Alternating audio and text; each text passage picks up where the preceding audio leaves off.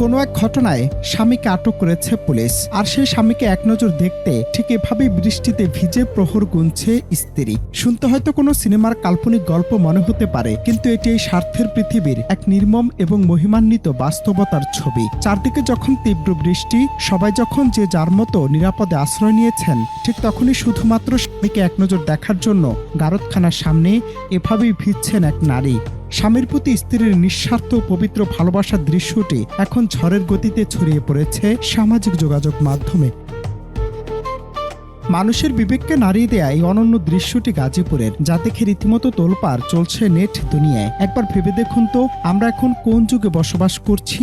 সামান্য কারণে যেখানে সংসার ভেঙে যায়, একটু চির ধরলে যেখানে একজন অন্যজনকে অনায়াসে ছেড়ে চলে যায়, সেই যুগে দাঁড়িয়ে এমন অবিচল ভালোবাসা কজনের ভাগ্যেই বা জোটে? অপরাধ যাই হোক না কেন, আইনের চোখে স্বামী হয়তো একজন আসামি, কিন্তু এই নারীর কাছে তিনি তার পুরো পৃথিবী। আর তাই সমাজ বা প্রকৃতির কোনো বাধাই আটকে রাখতে পারেনি এই ব্যাকুল মনকে।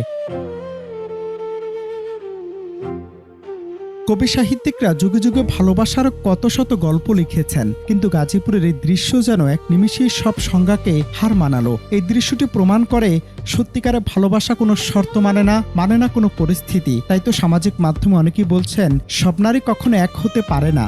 যে নারী মন থেকে সত্যিকারে ভালোবাসতে জানে, তার ভালোবাসার গভীরতা ছুঁয়ে যায় দূর অজানার ওই নীল আকাশকেও। এই ছবি যেন এই স্বার্থপর সমাজের মুখে এক চরম চর।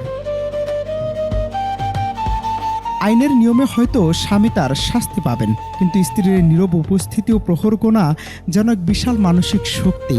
যুগে যুগে এমন ভালোবাসায় পৃথিবীকে সুন্দর করে টিকিয়ে রেখেছে হয়তো। গাজীপুরের এই ভাইরাল হওয়ার দৃশ্যটি যেন ছুঁয়ে গেছে আজ কোটি মানুষের হৃদয়। অনন্ত হাসান মাসুদ, বাংলা টিভি।